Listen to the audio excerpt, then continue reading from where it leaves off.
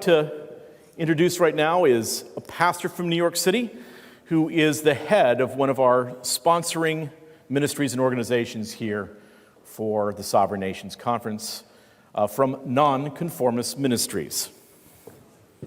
Thank you. My name is Pastor Andy Woodard. I've had the privilege of living in New York City for the last 7 years. We started a nonprofit, a ministry called NonConformist Ministries. Our name comes from the nonconformists in England. These were people who believed that Jesus was the supreme head of the church, not the king or queen of England. Our name is also drawing on the passage from Romans 12 that says, "Do not be conformed to this world, but be transformed by the renewing of your mind." And that the essence of the Christian faith is to be conformed to Christ and not to be conformed to this world. That message seems to be lost by and large in our modern world today. This brings us into the reason why we decided to partner with this conference. Because not only are the knitting clubs and the Jewish synagogues and the churches woke, but church planting organizations are woke. If you know what the woke movement is all about and you have consciously rejected it and you want to plant a church, good luck.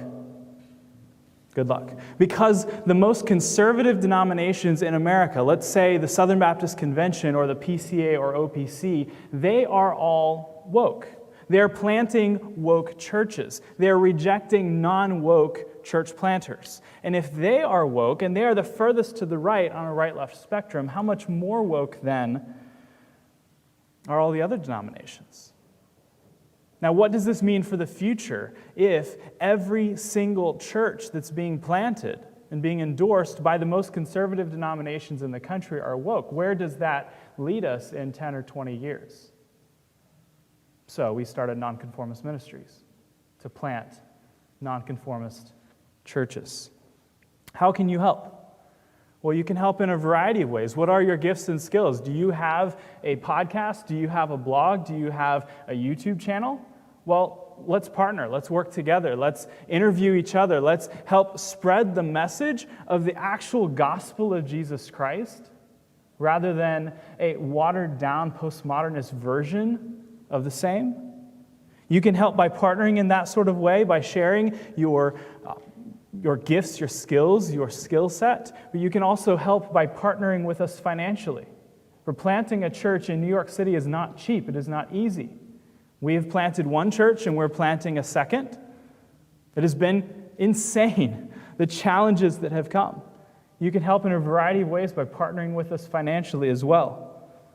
You can partner with us by praying and praying that Christ would build his church. Before we conclude, I'd just like to share a word of warning that I have come to realize myself. In the book of Revelation, when Jesus is speaking to the 7 churches, he threatens the church at Ephesus with closure. There's only one of those 7 churches that is threatened with that type of threat, and they're threatened with closure over one particular thing, and it is not false teaching. For the church at Ephesus, they rejected the false teaching of the Nicolaitans. These were the truthers. These were the people like us, the ones who took the right stand. I've seen this in my own life in ministry as well. We took the right stand.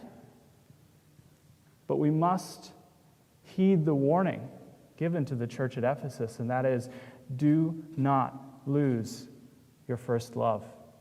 We must remember the motivation for why we are fighting this fight, and that is because we love Jesus. Because we love Jesus. Because the gospel is at stake. That is why we must not be conformed to this world or the spirit of the age. It is for Jesus and his church.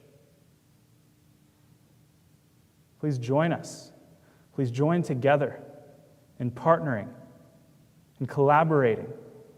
This is not about building any particular kingdom. It is about building the kingdom of Jesus Christ through the proclamation of the gospel of Jesus Christ and the establishment of biblical churches. Thank you.